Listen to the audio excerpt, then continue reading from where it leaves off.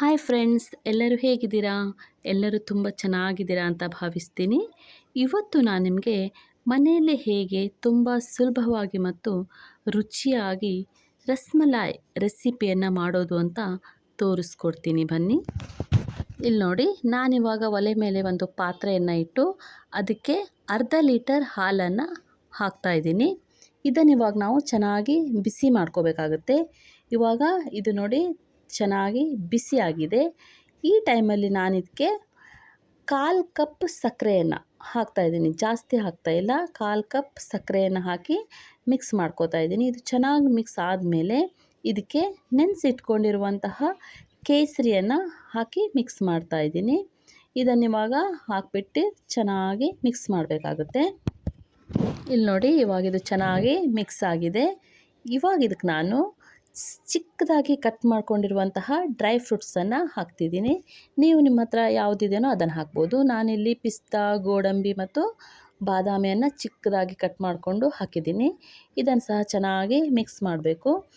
ಇದನ್ನು ಹಾಗೆ ಸ್ಲೋ ಫ್ಲೇಮಲ್ಲಿ ನಾವು ಚೆನ್ನಾಗಿ ಕುದಿಸ್ಬೇಕಾಗುತ್ತೆ. ಇದು ಹಾಲು ಸ್ವಲ್ಪ ದಪ್ಪ ಆಗಬೇಕು, ಅಲ್ಲಿವರೆಗೆ ನೀವು ಚೆನ್ನಾಗಿ ಕುದಿಸ್ಬೇಕು. ಇವಾಗಿದು ನೋಡಿ ಈ ಥರ ಚೆನ್ನಾಗಿ ಕುದೀತಿದೆ. ಇಷ್ಟಾದರೆ ಆಯಿತು. ಇವಾಗ ನಾನು ಇದನ್ನು ಫ್ಲೇಮನ್ನು ಆಫ್ ಮಾಡಿ ಒಂದು ಕಡೆ ತಣಿಯೋದಕ್ಕೆ ಇಡ್ತಾಯಿದ್ದೀನಿ. ಇವಾಗ ನಾನು ಇನ್ನೊಂದು ಪಾತ್ರೆಯನ್ನು ಒಲೆ ಮೇಲೆ ಇಟ್ಟು ಅದಕ್ಕೆ 1 ಲೀಟರ್ ಹಾಲನ್ನು ಹಾಕ್ತಾಯಿದ್ದೀನಿ. ಇವಾಗ ಮತ್ತೆ 1 ಲೀಟರ್ ಹಾಲನ್ನು ಯಾಕೆ ನಾನು ಬಿಸಿ ಮಾಡ್ತಾಯಿದ್ದೀನಿ ಅಂತ ಹೇಳಿ ನಿಮಗೆ ಗೊತ್ತಾಗುತ್ತೆ. ಪೂರ್ತಿ ವಿಡಿಯೋ ನೋಡಿ. ಇವಾಗ ಇದು ಚೆನ್ನಾಗಿ ಬಿಸಿ ಆಗೋದಕ್ಕೆ ಬಿಡಬೇಕು. ಬಿಸಿ ಆದಮೇಲೆ 1 ಲೆಮನನ್ನು ನಾನು ಬೀಜ ತೆಗೆದು ರಸವನ್ನು ಇದಕ್ಕೆ ಸೇರಿಸ್ತಾ ಇದ್ದೀನಿ. ಈಗ ನಾವು ಹಾಲಿಗೆ ಲೆಮನನ್ನು ಸೇರಿಸಿರೋದ್ರಿಂದ ಅದು ಗಟ್ಟಿ ಆಗುತ್ತೆ. ಸೊ ಇದು ಗಟ್ಟಿ ಆದಮೇಲೆ ನಾವು ಫ್ಲೇಮನ್ನು ಆಫ್ ಮಾಡಬೇಕಾಗುತ್ತೆ. ಆಫ್ ಮಾಡಿ ಒಂದು ಬಿಳಿ ಬಟ್ಟೆ ಮೇಲೆ ಇದನ್ನು ಬಟ್ಟೆ ಹಾಕಿ ಅದನ್ನು ಚೆನ್ನಾಗಿ ಗಟ್ಟಿಯಾಗಿ ಹಿಂಡ್ಕೊಂಡು ಶೋಧಿಸ್ಕೋಬೇಕಾಗುತ್ತೆ. ಇವಾಗ ಶೋಧಿಸ್ಕೊಂಡು ನಾನಿವಾಗ ಇದನ್ನು ಒಂದು ಅರ್ಧ ಗಂಟೆ ಹಾಗೆ ಎತ್ತಿಡ್ತೀನಿ. ಇಲ್ಲಿ ನೋಡಿ, ಇವಾಗ ಹೋಮ್ ಮೇಡ್ ಪನ್ನೀರ್ ರೆಡಿಯಾಗಿದೆ. ಇವಾಗ ಇದನ್ನು ನಾವು ಚೆನ್ನಾಗಿ ನಾದ್ಕೋಬೇಕಾಗುತ್ತೆ. ಇವಾಗ ಇಲ್ಲಿ ನೋಡಿ ಈ ಥರ ಚೆನ್ನಾಗಿ ನಾದ್ಕೋತಾ ಇದ್ದೀನಿ. ಇದನ್ನಿವಾಗ ನೀವು ಚೆನ್ನಾಗಿ ನಾದ್ಕೊಂಡಾದಮೇಲೆ ನಿಮಗೆ ಎಷ್ಟು ಹಿಟ್ಟು ಬೇಕೋ ಅಷ್ಟು ಹಿಟ್ಟನ್ನು ಕೈಯಲ್ಲಿ ತಗೊಂಡು ಅದನ್ನು ನೀವು ಈ ಥರ ಉಂಡೆ ಮಾಡಿಕೊಂಡು ನಿಮಗೆ ಯಾವ ಶೇಪಲ್ಲಿ ಬೇಕೋ ಆ ಶೇಪಲ್ಲಿ ಮಾಡಿ ಇಟ್ಕೋಬೇಕಾಗುತ್ತೆ. ಇಲ್ಲಿ ನೋಡಿ, ನಾನಿವಾಗ ಈ ಥರ ಮಾಡಿ ಇಟ್ಕೋತಾ ಇದ್ದೀನಿ. ರಸ್ಮಲಾಯ್ ಅಂದರೆ ಯಾರಿಗೆ ತಾನೇ ಇಷ್ಟ ಇರಲ್ಲ ಹೇಳಿ. ಇದನ್ನು ನೀವು ಮನೆಯಲ್ಲೇ ಮಾಡಿಕೊಡೋದ್ರಿಂದ ನಿಮ್ಮ ಮನೇಲಿರೋ ಮಕ್ಕಳು, ದೊಡ್ಡವರು ಎಲ್ಲರೂ ತುಂಬಾ ಇಷ್ಟಪಟ್ಟು ತಿಂತಾರೆ. ಸೊ ಇದನ್ನು ಇಲ್ಲಿ ನೋಡಿ, ಇವಾಗ ನಾನು ಇನ್ನೊಂದು ಪಾತ್ರೆಯನ್ನು ಒಲೆ ಮೇಲೆ ಇಟ್ಟು ಇದಕ್ಕೆ 1 ಕಪ್ ಸಕ್ಕರೆಯನ್ನು ಹಾಕಿದ್ದೀನಿ. 1 ಕಪ್ ಸಕ್ಕರೆಗೆ 2 ಕಪ್, ಅದೇ ಕಪ್ಪಲ್ಲಿ 2 ಕಪ್ ನೀರನ್ನು ಹಾಕಿ ಸಕ್ಕರೆ ಕರಗೋವರೆಗೂ ಇದನ್ನು ಚೆನ್ನಾಗಿ ಬಿಸಿ ಮಾಡ್ಕೋತೀನಿ.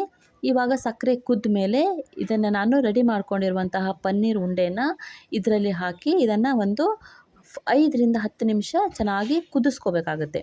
ಇದು ಅದರಲ್ಲೇ ಚೆನ್ನಾಗಿ ಬೇಯಬೇಕಾಗುತ್ತೆ.